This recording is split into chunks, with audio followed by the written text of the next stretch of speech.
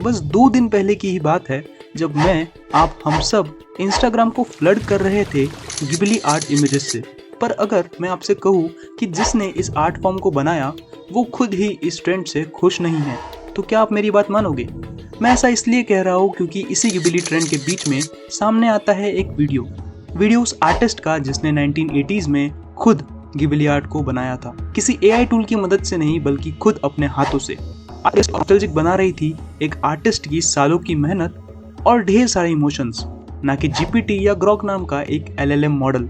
इस आर्ट को बनाने के पीछे आर्टिस्ट का मकसद था अपनी पुरानी मेमोरीज को कार्टून या एनिमे कैरेक्टर जैसा बनाकर उसमें एक नॉस्टैल्जिक टच देना, जिससे वो पल हमेशा के लिए मेमोरेबल हो जाए। इस आर्ट को बनाया था मियाजाकी हायाओ, ताकाहाता इसाओ और सुजुकी तोशियो ने। जिस वीडियो की मैं बात कर रहा था वो वीडियो था मियाजाकी हायाओ का। वीडियो में हम देखते हैं मियाजाकी का रिएक्शन जब उन्हें एक बेसिक एनिमेशन AI टूल के बारे में बताया जा रहा था। वीडियो स्पेसिफिकली ChatGPT या ग्रोक से गिबली आर्ट बनाने पर तो नहीं था, पर दोनों चीज़ें यानी कि ये वीडियो और जो बात मैंने पहले बोली बिल्कुल सिमिलर है। जब मियाजाकी के सामने वो एनिमेशन टूल प्रेजेंट किया गया तो मानो उनका चेहरा ही उतर गया, क्योंकि उनके सामने उनका आर्ट जिसमें उन्होंने इतने सालों की मेहनत लगाकर स्पेशलाइजेशन की, वो बस एक छोटे से प्रॉम्प्ट से बनकर तैयार हो गया और वो इससे बिल्कुल भी खुश नजर नहीं आ रहे थे।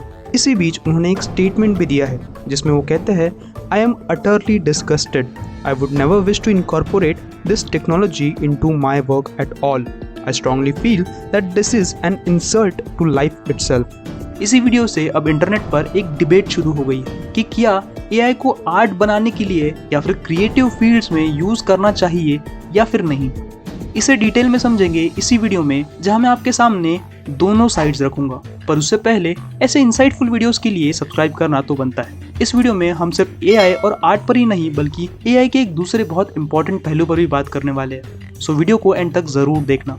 तो चलिए शुरू करते हैं। आगे बढ़ने से पहले मैं चाहता हूँ कि तुम अपना करंट ओपिनियन कमेंट बॉक्स में लिखो और वीडियो के एंड में हम देखेंगे कि तुम्हारा ओपिनियन बदला या नहीं।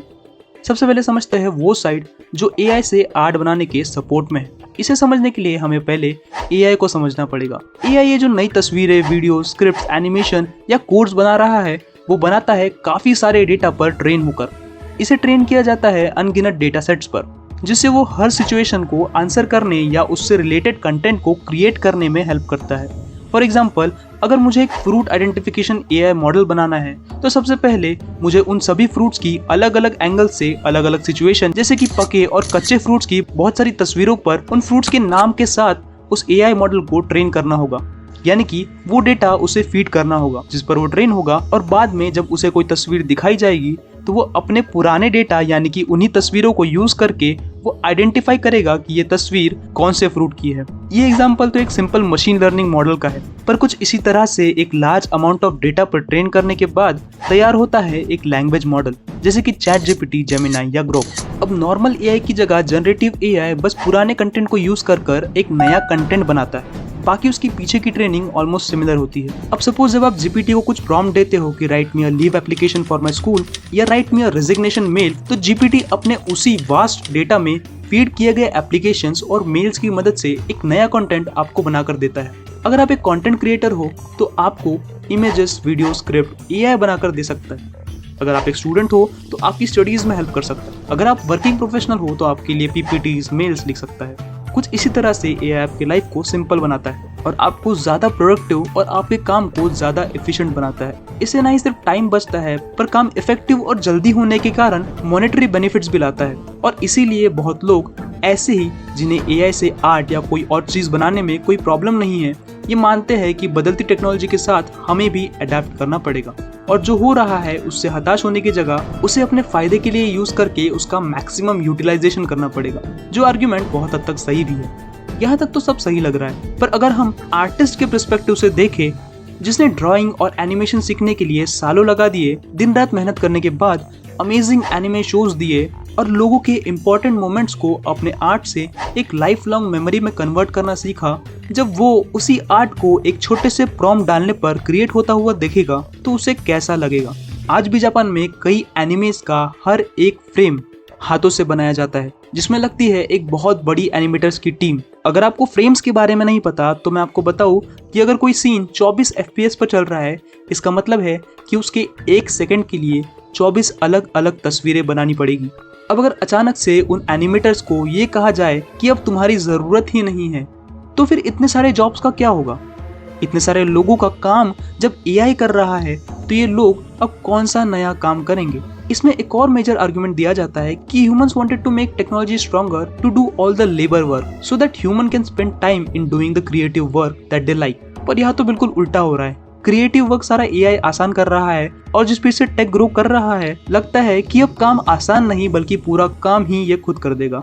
एक आर्टिस्ट अपने काम को सिर्फ पैसों के नजरिए से नहीं देखता, वो अपनी क्रिएशन से, अपने आर्ट से बहुत ज़्यादा इमोशनली अटैच भी होता है। और कुछ ऐसा ही मियाजाकी के केस में हुआ होगा।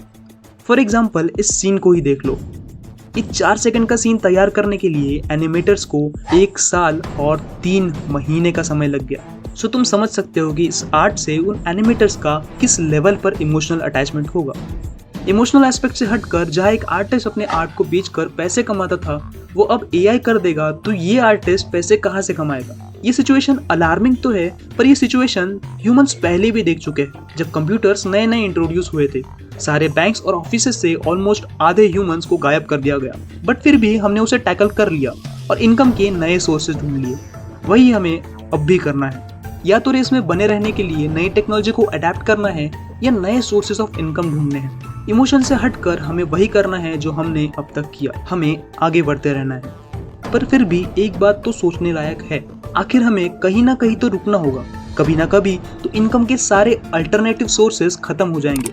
तब हम क्या करेंगे? ये टेक्नोलॉजिकल एडवांसमेंट हमें किस डायरेक्शन में ले जा रही है? एक्सट्रीम सेटिस्फैक्शन या फिर एक्सट्रीम जॉबलेसनेस?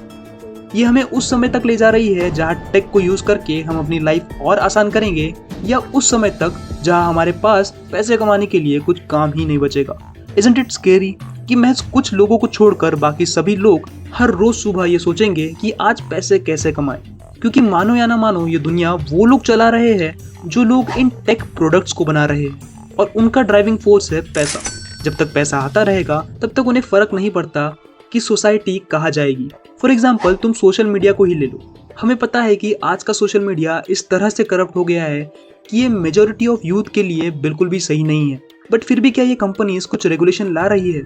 नहीं। और अगर ऐसा ही कुछ सिमिलर AI कंपनीज भी करने लगी तो फिर ये बहुत ज़्यादा गंभीर सिचुएशन हो सकती है। अब इसके बारे में तुम क्या सोचते हो, ये कमेंट सेक्शन में मुझे ज़रूर बताओ। क्या तुम अब भी अपना व्यू वही रखोगे जिसे तुमने वीडियो के स्टार्ट में कमेंट में लिखा, या तुम्हारा ओपिनियन कुछ चेंज हुआ? अपने व्यूज़ मुझे कमेंट में ज़रूर बताओ, और अगर वीडियो अच्छी लगी तो लाइक और सब्सक्राइब ज़रूर करो। और मैं अगली वीडियो किस टॉपिक पर डालूँ ये मुझे ज़रूर बताओ। मिलता हूँ तुमसे नेक्स्ट वीडियो में, तब तक के लिए गुड बाय।